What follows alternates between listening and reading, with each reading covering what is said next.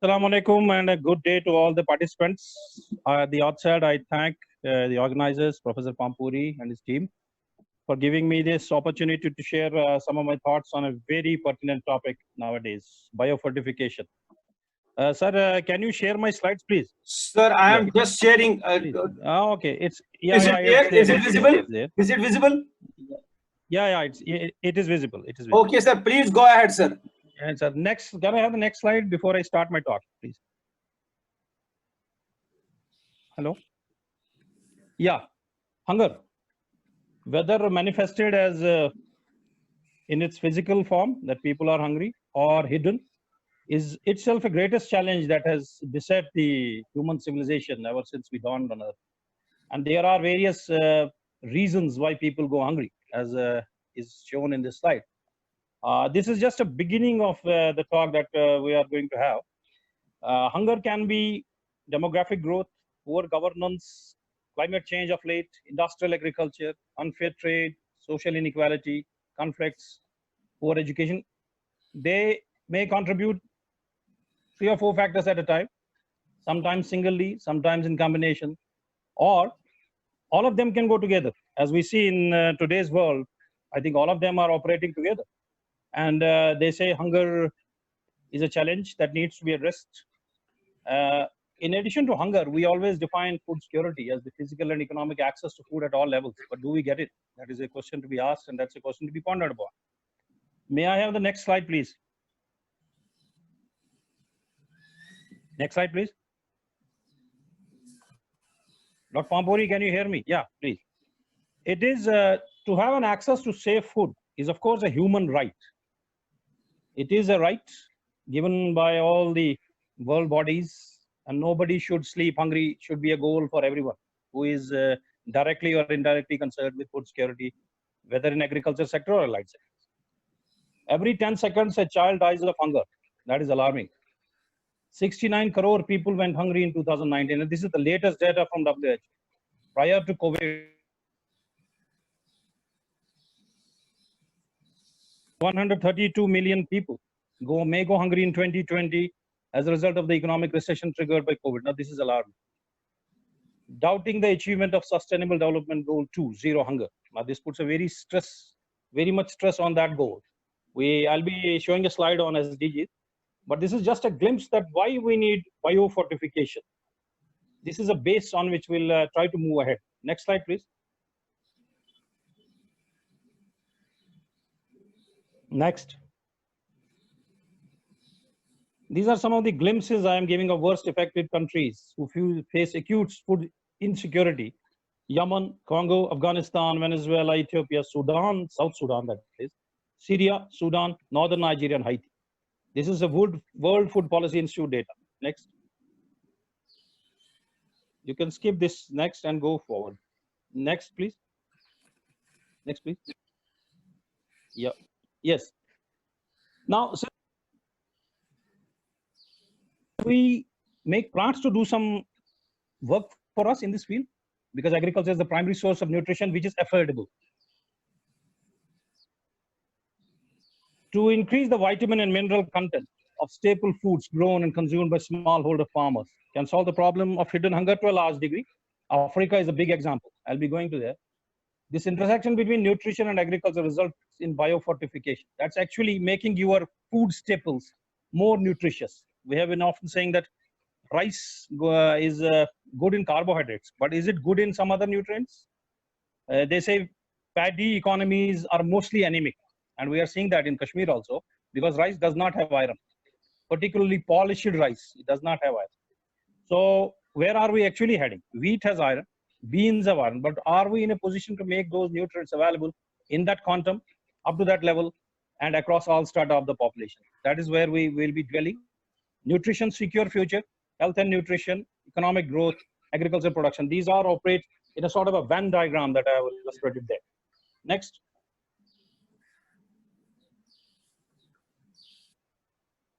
Next, please. Yeah. Can we feed the world through biofortification? This is a question to be asked. It's a cost-effective method, no denying on that. Enriching staple crops with required micronutrients reduces people's nutritional vulnerability. And there are case studies which prove it beyond doubt. With a one-time research and development investment, biofortified seeds could spread through the existing seed distribution system. Yes, but that is a policy issue, needs to be debated.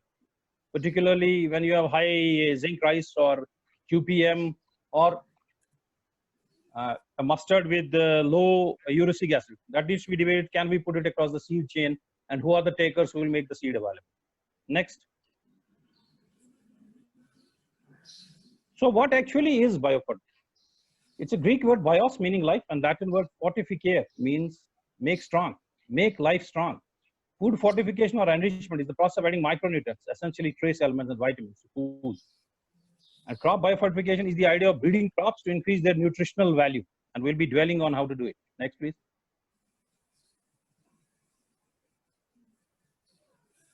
Biofortification, yes, it's different from normal fortifications which we do, calcium oriented in rice, because it is on plants to make them more nutrition rather than having nutrients added to foods when they are processed, and then that processing creates its own issues. It's an improvement when it comes to providing nutrients to rural poor who don't have access to commercially fortified foods. Now, this is where the whole idea is headed to. In India, as well as globally, subcontinent, recently we have heard about releases of high zinc wheat and high zinc rice, which slide I'll be showing how ICR is doing it. Next, please. Malnutrition, particularly iron, zinc, and vitamin A are the major impediments in developing a healthy society, particularly, and it's across the world, more widespread in Africa, Latin America, and of course, Southeast Asia. Vitamin A or VAD deficiency alone results in 330,000 child deaths, an alarming figure every year. And 57% of preschoolers and their mothers have subclinical vitamin A deficiency, leading to increased morbidity and risk of mortality. We'll be trying to have an idea about Pro-VA maize, which IRI has developed, and we are using that in our program in SCOAS. Next. Next, please. Genetic engineering has an effect, but there are issues with transgenics, so we'll not be dwelling on that. Pro-VA enrichment in rice, maize could have a significant impact on nourishment and nutrient interactions, playing a major role in the bioavailability and metabolic efficiency in the affected populations. In fact, we are trying to have that Pro-VA hybrid of maize given to poultry, and a pilot study has been done with the Poultry Institute at Hyderabad on Vandraja. I'll be showing that. Next. See, what is the importance of crop biofortification? Why do we do it? It helps to overcome the malnutrition, no doubt. It increments nutritional quality in daily diets. It improves plant or crop quality, and increment of variability in germplasm is required to have it in its proper form. These three things we do in all sorts of breeding programs across CG centers, as well as the national institutes, as well as agricultural universities. These are the three basic pillars on which crop improvement program, in collaboration with nutritionists, in collaboration with biochemists, physiologists, and of course agronomists and social scientists, is done to have an impact of nutritionally dense crop varieties. Next, please. Yeah, this is an idea about crops released in Africa. Sweet potato. Now, these are all edible food crops which they use. Sweet potato for vitamin A in Uganda. Cassava, again vitamin A in Nigeria, Democratic Republic of Congo. This is the Harvest Plus slide. Beans with high iron, Rwanda and Congo. Maize with provitamin in Nigeria, Zambia. This is a part of CIMMYT IITA program in maize, as well as IITA and CIAT program in beans. These crops are high yielding, resistant to pests, diseases, and climate aberrations. Next, please. Yeah, now about Asia. High zinc, pearl millet, bajra hybrids. India, ICRISAT and Haryana Agriculture University in Hisar have done it. Rice, zinc, Bangladesh and India. I'll be showing CR Dan and DRR Dan slide for rice. Wheat, zinc, India, Pakistan, 2013, CIMMYT and Harvest Plus, again combined to develop wheats which high zinc. And they say, there's a saying, and it has been written by an authority in his paper, it's Dr. Ismail Kakmak from Turkey, who is a world figure in biofortification of wheat. He says zinc deficiency in fields somehow means zinc deficiency in humans. Now we'll be dwelling on that, how it is so. Can I have the next slide, please? This is biofortification global momentum. Nutritionists, stable crops, who is growing what. They are released in 30 countries and in testing phase in 54 countries, because this is the cheapest way to provide food at their doorsteps to people, which has nutritional and economic security with it. Next, there are two types of biofortification. One is genetic and one is agronomic. We'll be focusing on genetic first. Next, please. These are some of the examples of biofortified crops: iron beans, pearl millet, cassava, maize, sweet potato, rice, wheat for zinc, quality protein maize. We have our own variety, and I'll be showing some of the work we have done on that. Golden rice and high iron rice are only by transgenic approaches, because rice has enough of iron in its husk, the covering of the grain. But once you mill it and then polish it, there is no iron. So that's why Harvest Plus has removed iron from the rice program, and they are already concentrating on zinc on it, because zinc remains there even if it is small. And they have removed donors on the basis of zinc in husk. They want now polished rice zinc content, because that is more important. That's what people consume. Previously, they used to consider donors with high zinc in husk also, or high iron. But since both get removed in milling, they have now concentrated on dehusked zinc content in rice. Next, please.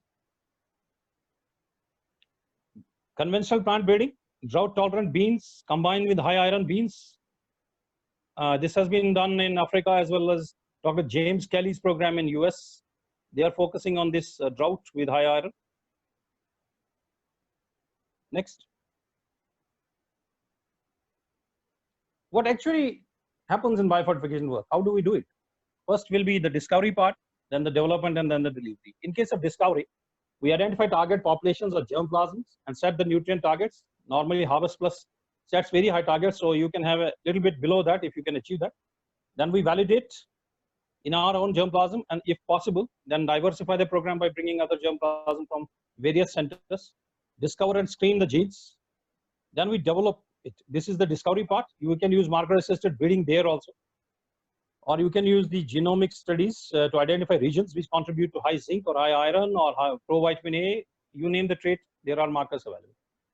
Development, improve and evaluate it, test for nutrition, study farmers. Now this is where social scientists have a very important role to play.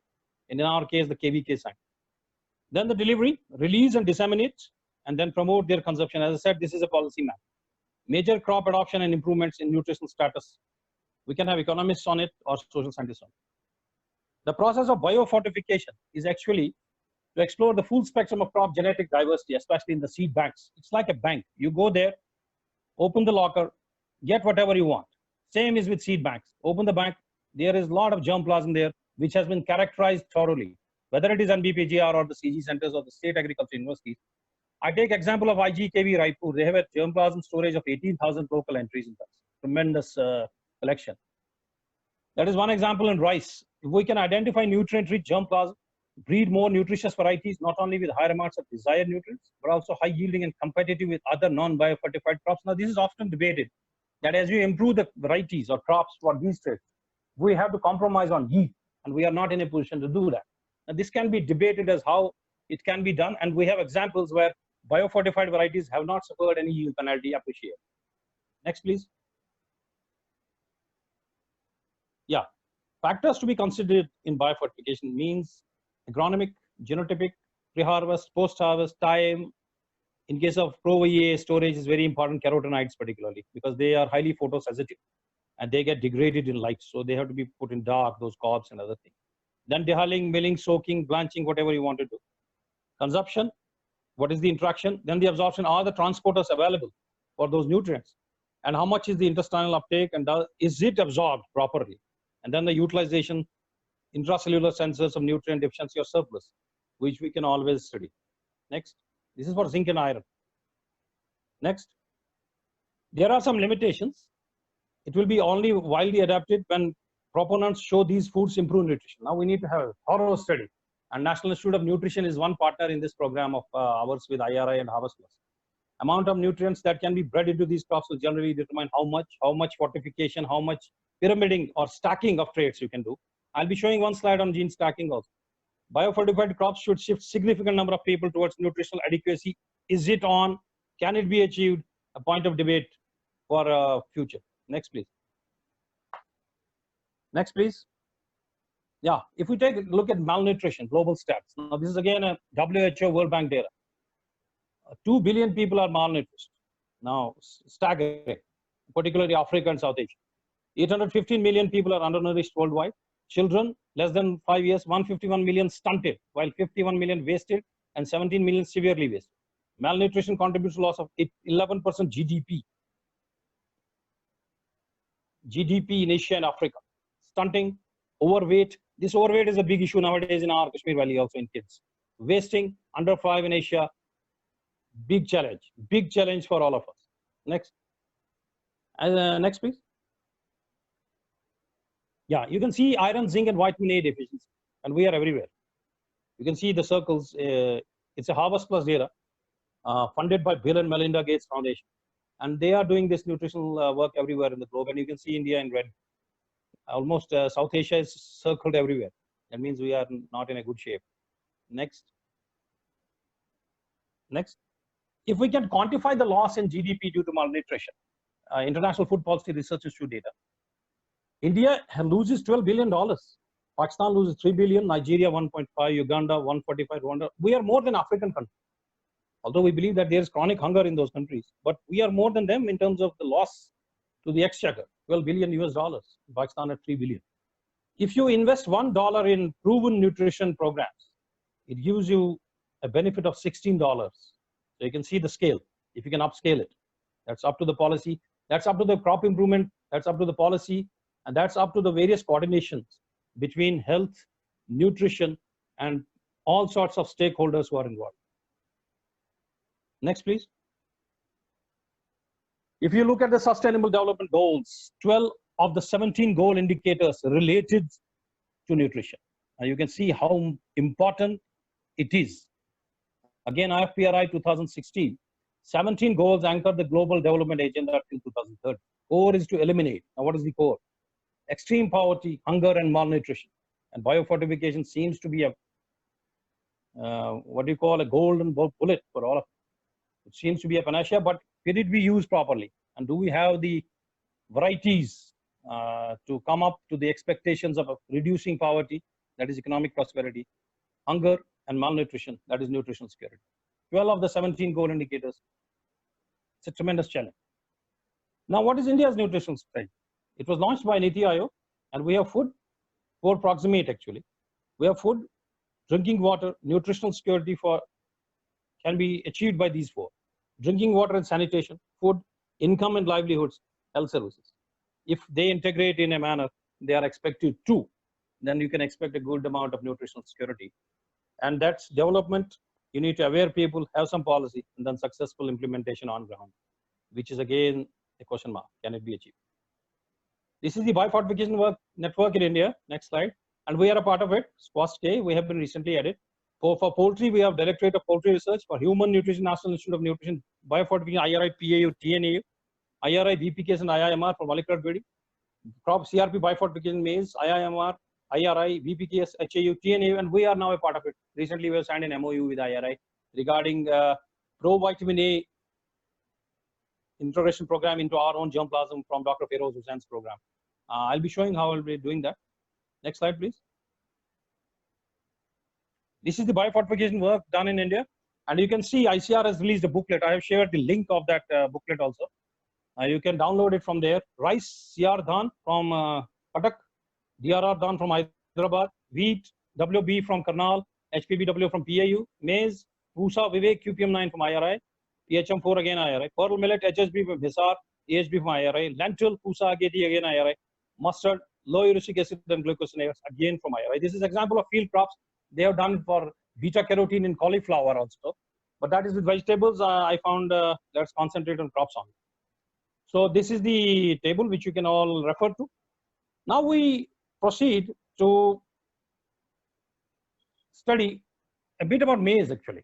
Let us concentrate on this very important crop because it has variations for all these traits of interest.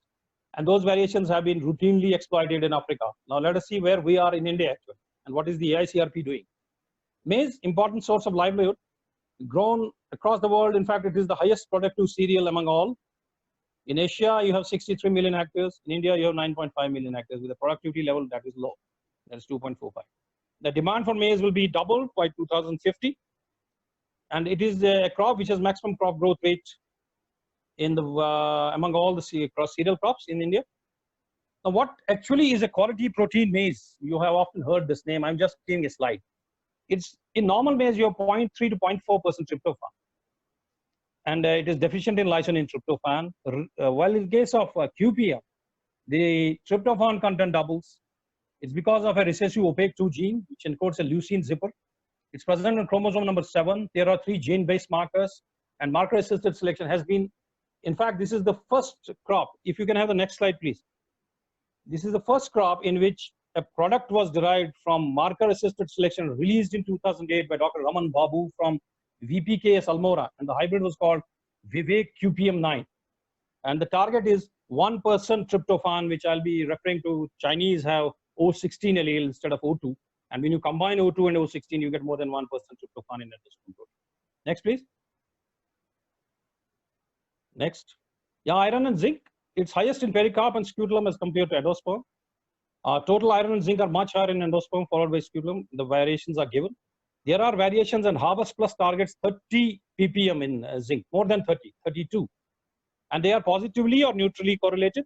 And green yield, they don't have any significant correlation. So that means your yields will not suffer, as it said. They have moderate to high because they are stable traits. Mainly additive gene action that leads to lesser interaction with the environment. And that's why they are stable across environments. Harvest Plus has put a phenomenal target at 38. Across germplasm, even in our lines, we get up to 32. CML451, one of the lines from CIMMYT that we use. I think most of the maize breeders in India use that as a tester. That is 32 ppm, so that is acceptable. But their target is, can we reach 38 mg per kg or 38 ppm? That's a target for the future. Next, please. Low phytic acid, another important biofortification related trait. Low phytic acid genes are present in chromosome number 1, and there's a link marker. Successfully, marker-assisted selection has been done, and we with IRI will be going for ProVA and this trait in this because of the COVID we put this year. But from next Kharif, I think we should be able to take it up.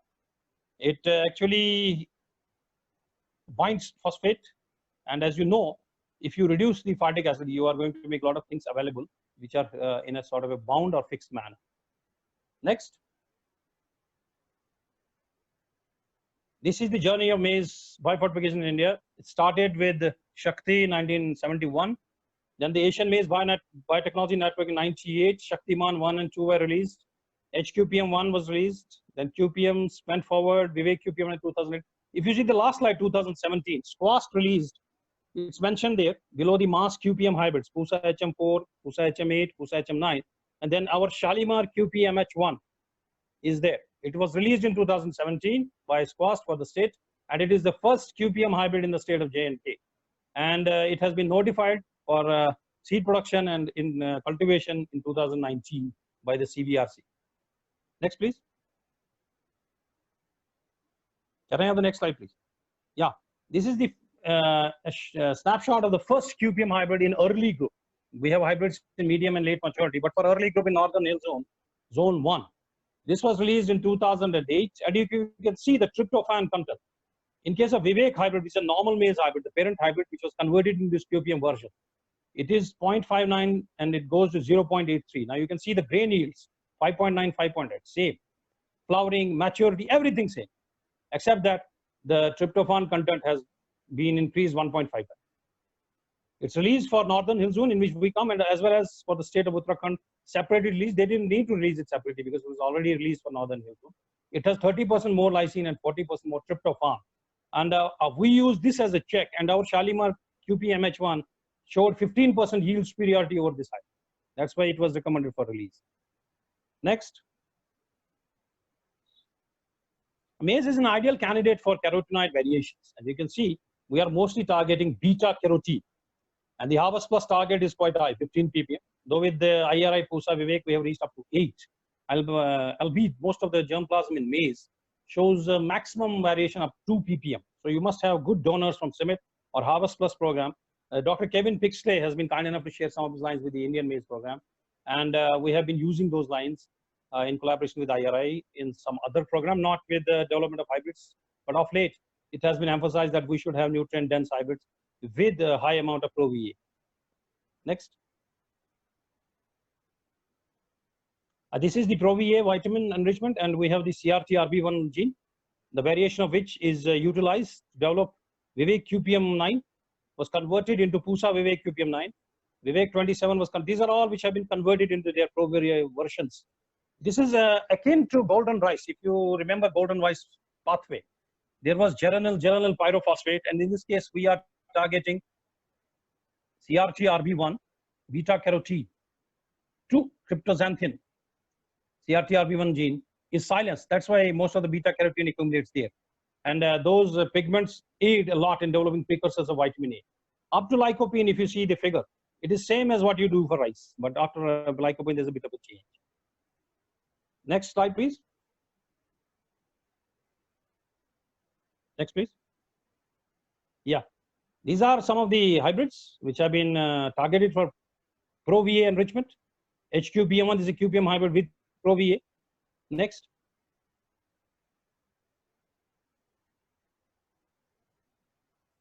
Yeah, there are 3 traits which are being targeted: QPM, Pro-VA, and vitamin E, VTE4 gene. You can see these are being targeted, and these hybrids are under testing. So 3 genes. Next. Next, please. Yeah, you can see this is a pilot study on One Raja, and if you see the diet third, Pusa Vivek QPM9 improved the body weight gain, and the FCR, that is the feed intake per weight of body gain. You can see it's 2.339, quite high. Next. We want to have more yellowness in the yolk, and that's why this study was undertaken by Moreno et al. Next, please. Yeah, this is the achievement of marker-assisted breeding. First pro-vitamin A hybrid in early group for Northern Hill zone, as well as the Peninsular zone, was released by IRI in 2017. And you can see the Pro-VA content has gone up to 8.15, that's 8.15 ppm from 2 ppm, which is present in the parent hybrid. And you can see there's no appreciable loss of yield. And this hybrid has 2 traits: QPM with high tryptophan and lysine, and high Pro-VA. So 2 traits are embedded, and we are going to have the parents of this hybrid for our integration into the lines that we have in our breeding program and convert them into the Pro-VA version. This will be our next breeding goal from next Kharif, inshallah. Next. Now, this is all up to world level and national level. Have we done anything in SCOST which we can showcase here? Since this is biofortification, so in the end, I have included some fodder slides also. This is our hybrid Shalimar QPMH1, the first of its kind to be released. Next. Next, please. Yeah, we'll go quickly. Next. Yeah, you can move fast. You can move fast. I want you to go to this slide in the end. Move. I will tell you where to stop, sir. Move fast. Move fast. This is just a breeding procedure, how we did it. Next. Next, this is the data in the station trials. Next, this is the national, this is the data on mini kits, agronomy. Next. This is disease score across India, and it's showing moderately resistant score. This is the pest score, again, moderately resistant. Next is national data. Next, please. Next, this is disease reaction at Larno. This is the cross India score in diseases. Next. Again, this is the station data. Yeah, stop it there. See, our hybrid KDQH49, the code was under which it was tested in the ICRP. It has a protein content of 10. In case of maize, normally you get 9, 9.5. And if you see Vivek QPM9, the check, the protein content is 9.44. And tryptophan in our case is 0.8. In case of Vivek, it's 0.72. Lysine is 2.95 and Vivek 2.64. The data was analyzed by Indian Institute of Maize Research, Ludhiana, at their lab. And you can see the advantage our hybrid has over the national check. And anyway, Vivek QPM9 has now been stopped as using check because it's an old hybrid. And now new hybrids in early group are coming. So we'll be having new hybrids in the ICRP from next Kharif. Next. You can skip this and move forward. Move forward. Move forward. You can move forward, sir. Yeah.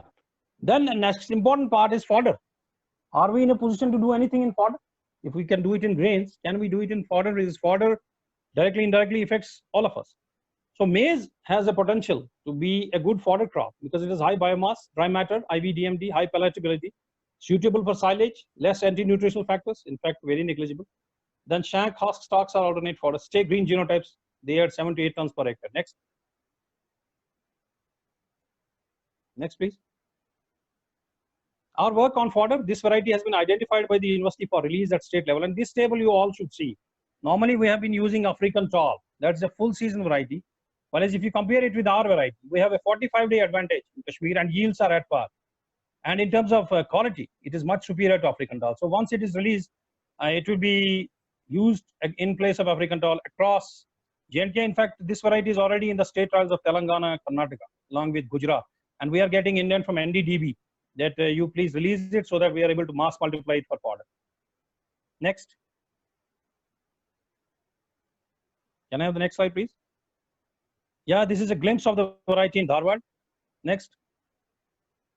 Indore, see how much biomass. And see, this is a figure for all future breeders.